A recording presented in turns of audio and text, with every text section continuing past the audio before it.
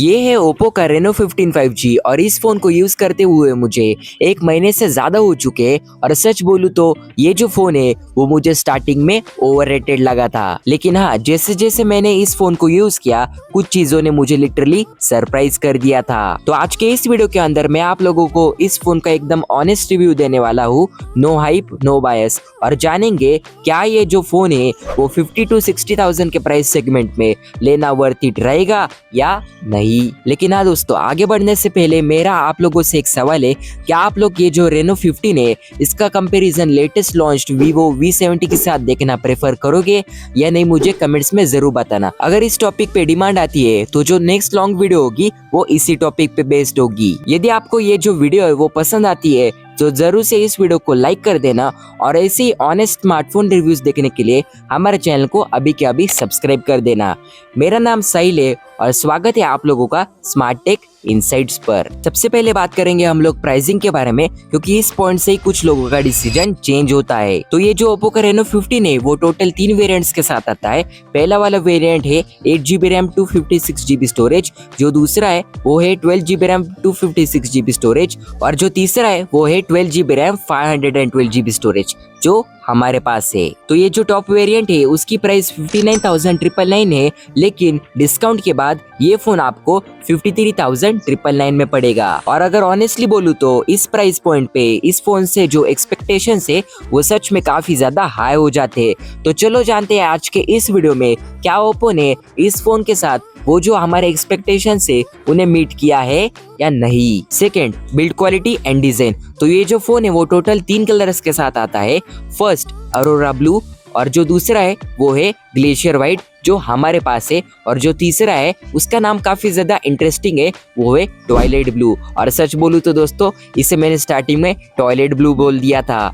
अगर ओप्पो वाले देख रहे हैं भाई, सॉरी। इस फोन के बैक साइड में हमें ग्लास दी गई है और इस फोन की डिजाइन को बेहतर बनाने के लिए बैक साइड की तरफ हमें क्रिस्टल स्टाइल बो डिजाइन दिया है, जो लाइट पड़ते ही काफी ज्यादा प्रीमियम फील देता है। और इस फोन के डिस्प्ले पर हमें कॉर्निंग गोरिल्ला ग्लास 7i की प्रोटेक्शन दी गई है। और अगर ऑनेस्टली बोलूं तो इस प्राइस पॉइंट पे ये जो ग्लास है वो काफी ज्यादा वीक लगती है। वैसे दोस्तों जो सोचने वाली बात है वो ये है कि सैमसंग अपने बजट फोन्स में गोरिल्ला ग्लास विक्टस की प्रोटेक्शन दे सकता है, तो ओप्पो ने आई थिंक कम से कम विक्टस तो इसमें देनी चाहिए थी। ये जो फोन है इसके साइड की तरफ हमें एल्यूमिनियम के फ्रेम्स दिए गए हैं, और सच बताओ तो ये जो फोन है वो हाथ में पकड़ने में बिल्कुल आईफोन जैसी फील देता है। और इसका जो डिस्प्ले वो सामने की तरफ से एकदम फ्लैट है। और अगर आप लोग इस फोन को विदाउट कवर यूज करने वाले हो तो आप लोगों को एक चीज बता दूं, ये जो फोन है जब भी हम इसे हाथ में होल्ड करते तो ये जो फोन है वो काफी ज्यादा स्लिपरी फील होता है।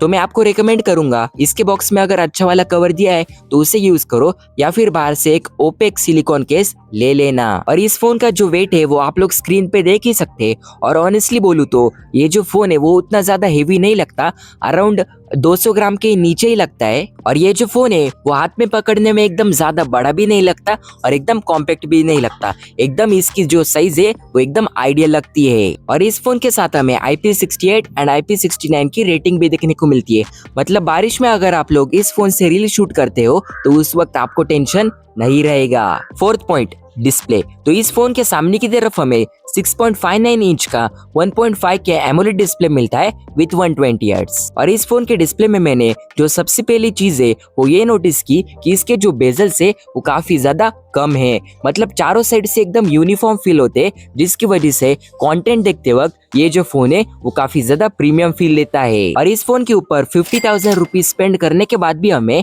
सामने की तरफ बस LTPS डिस्प्ले देखने को मिलता है। आई थिंक इस प्राइस पॉइंट पे LTPO डिस्प्ले होना चाहिए था, जो कि नहीं दिया है ओप्पो ने इस फोन में।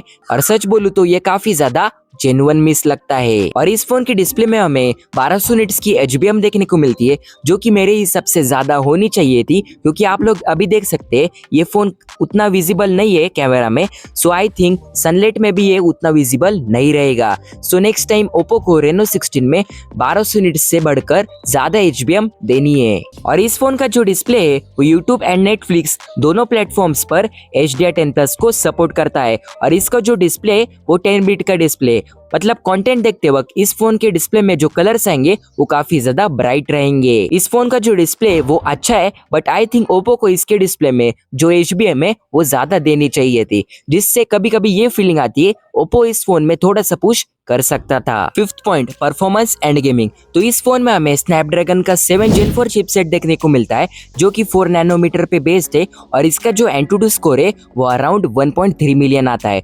और हाँ दोस्तों, आप लोगों से मुझे एक चीज शेयर करनी थी, इस फोन का जो एंटूटू स्कोर है वो टॉप वेरिएंट होने के बावजूद भी बस 1.3 मिलियन आता है। So considering it's price, I think इसका जो एंटूटू स्कोर है वो ज्यादा होना चाहिए था, क्योंकि इस फोन का जो प्रीवियस वेरिएंट था मतलब रेनो 14, उसका एंटूटू स्कोर इस फोन से कई ज्यादा आता था। सो आई थिंक ओप्पो ने रेनो 15 में इस बार डाउनग्रेड किया है। स्ट्रेस टेस्ट में इस फोन की जो स्टेबिलिटी है वो भी अच्छी निकल के आती है, और ये जो फोन है वो थ्रॉटल नहीं करता। लेकिन हाँ दोस्तों, मैंने गेमिंग करते वक्त एक चीज नोटिस की, जब भी हम इस फोन में गेमिंग करते रहते हैं तो जब ये फोन हीट हो जाता है ना, तो इस फोन के सेंटर से जो हीट है वो फ्रेम्स पे निकल के आती है, और इसीलिए ये जो फोन है वो काफी ज्यादा जल्दी कूल हो जाता है। मतलब हाँ दोस्तों, इस फोन को भी कभी कभी लगता होगा बैक भी कूल, फ्रंट भी कूल, सारी रिस्पॉन्सिबिलिटी क्या बस फ्रेम्स की ही है क्या? और इस फोन का जो सबसे अच्छा पार्ट है वो ये है, जब भी ये फोन हीट हुआ रहता है ना, ये जो फोन है वो 5 to 6 मिनट्स के अंदर ही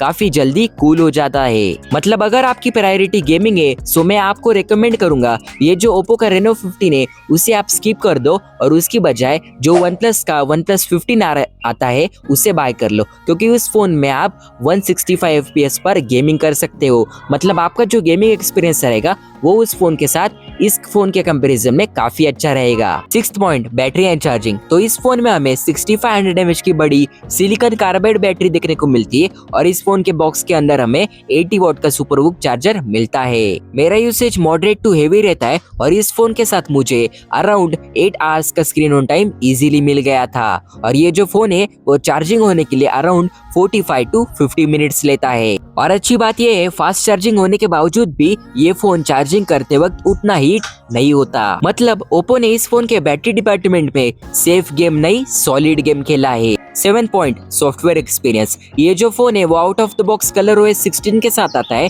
बेस्ड ऑन एंड्रॉइड 16, और ओप्पो ने इस फोन के साथ हमें 5 साल के मेजर एंड्रॉइड अपडेट्स प्रॉमिस किए हैं, और 6 साल के सिक्योरिटी पैचेस, जो कि मेरे हिसाब से काफी ज्यादा अच्छी अपडेट पॉलिसी है। और ओप्पो की अपडेट पॉलिसी सच में काफी ज्यादा अच्छी है। मतलब मैंने जब इस फोन को फर्स्ट टाइम बूट किया था ना, तब इसमें ऑलरेडी एक बड़ा वाला अपडेट आ चुका था। और अगर हम बात करें सिक्योरिटी पैचेस के बारे में, तो मुझे अराउंड 1 फरवरी को ही फरवरी का सिक्योरिटी पैच अपडेट मिल गया था। बट इस फोन का जो फर्स्ट बूट एक्सपीरियंस है वो उतना परफेक्ट नहीं था, क्योंकि जब मैंने इस फोन को बूट किया था ना, तब इसमें हमें काफी ज्यादा hot apps and hot games देखने को मिले थे, जो कि एक्सपीरियंस को खराब कर देते हैं। मतलब भाई फोन का सॉफ्टवेयर कम और प्ले स्टोर का शोरूम ज्यादा लग रहा था। ऐप ड्रॉवर में सर्च करते वक्त हमें काफी सारे ऐप रिकमेंडेशंस देखने को मिलते हैं, जो कि एक्सपीरियंस को स्पॉइल कर देते हैं। इस फोन में हमें ओ हैप्टिक्स देखने को मिलते हैं, जो कि वॉल्यूम एडजस्ट करते वक्त, ब्राइटनेस को एडजस्ट करते वक्त, या फिर अलार्म का टाइम सेट करते वक्त काफी ज्यादा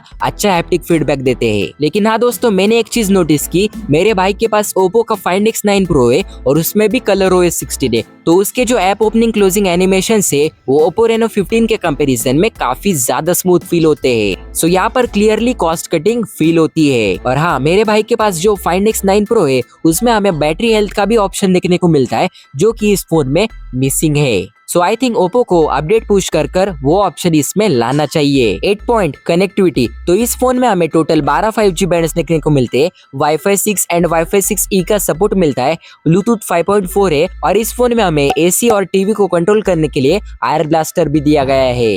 बट हाँ, इस फोन में जो NFC है वो नहीं देखने को मिलती। 9 पॉइंट, कैमरास। तो इस फोन के बैक साइड की तरफ हमें 50+50+8 का सेटअप देखने को मिलता है, और सामने की तरफ भी हमें 50 मेगापिक्सल की सेल्फी मिलती है। सेल्फीज के बारे में बात करते हैं, तो जब भी हम इस फोन से सेल्फीज लेते हैं ना, तो अगर हम पोर्ट्रेट मोड में लेते हैं सेल्फीज, तो उसमें जो उसका एज डिटेक्शन है, बोका ड्रॉप ऑफ है, वो काफी ज्यादा अच्छा लगता है, और फोटोज की क्वालिटी एकदम शार्प रहती है। और मान लो अगर आप लोग कहीं बाहर गए हो और आपके साथ और 3-4 जन है, तो सेल्फीज लेते वक्त इस फोन में हमें वाइड ऑप्शन देखने को मिलता है, जिससे जो सेल्फी का फील्ड ऑफ व्यू है वो काफी ज्यादा हो जाता है। मतलब ग्रुप फोटोज के लिए ये जो ऑप्शन है वो काफी ज्यादा यूजफुल है। और इस फोन में हमें 3.5x टेलीफोटो भी देखने को मिलता है। और जब भी हम इस सेंसर से पोर्ट्रेट्स क्लिक करते हैं तो उसमें जो बैकग्राउंड सेपरेशन है और सब्जेक्ट सेपरेशन है वो काफी ज्यादा ऑन पॉइंट रहता है। और इस फोन का जो अल्ट्रा वाइड कैमरा है वो काफी ज्यादा वाइड फोटोज लेता है। बस मुझे उसमें एक ही दिक्कत लगी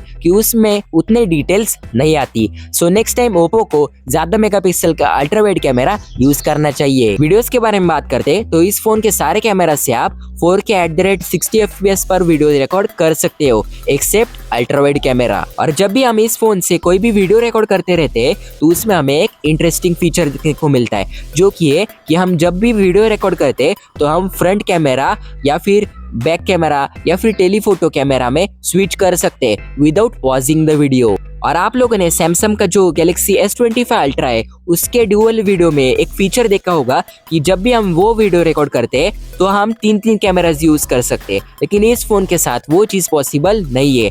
एट ए टाइम हम बैक कैमरा और फ्रंट कैमरा एक बार ही यूज कर सकते हैं। तो फाइनल दोस्तों आप कंक्लूजन पे आते तो ये जो ओप्पो का Reno 15 है उसको आपको तभी बाय करना चाहिए अगर आपको good build quality and design चाहिए, अच्छे कैमरास चाहिए, अच्छा सॉफ्टवेयर चाहिए, स्ट्रॉन्ग बैटरी बैकअप चाहिए, फास्ट चार्जिंग चाहिए, लॉन्गर सॉफ्टवेयर सपोर्ट चाहिए या फिर स्टेबल डेली परफॉर्मेंस। तो ये फोन आपके लिए एकदम परफेक्ट चॉइस रहेगा। लेकिन आपको पहले ही बता देता हूँ मैं, अगर आप लोग इस फोन पे हार्डकोर गेमिंग करने वाले हो तो ये फोन उसके लिए नहीं है। इस फोन पे डिसेंट गेमिंग ठीक से हो जाती है, लेकिन अगर आपको हेवी गेमिंग करनी है तो मैं उसके लिए जो OnePlus का 15R है वो रेकमेंड करूंगा। और आपकी स्क्रीन पर मैंने इस फोन के जो भी पॉजिटिव्स एंड नेगेटिव्स है वो मेंशन कर दिए हैं ताकि आप लोग एक स्मार्ट डिसीजन ले पाओ। अगर आपको ये वीडियो पसंद आई हो तो जरूर से इस वीडियो को लाइक कर देना, और हम ऐसे ही ऑनेस्ट स्मार्टफोन्स अपने चैनल पे लाते रहते तो जरूर से सब्सक्राइब कर देना।